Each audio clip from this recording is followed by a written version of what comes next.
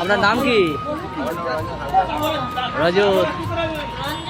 আমার বন্ধু লোক আমরা জয়নগরে যখন আমি 2009 সালে ছিলাম।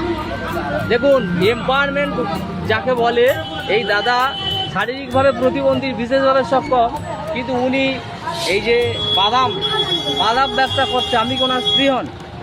এই দেখুন দিদি বৌদিমণি এই আছেন, দুই স্বামী স্ত্রী মিলে ওরা মানে উপার্জন খায়, উপার্জন করে ওরা জীবনযাপন করছে।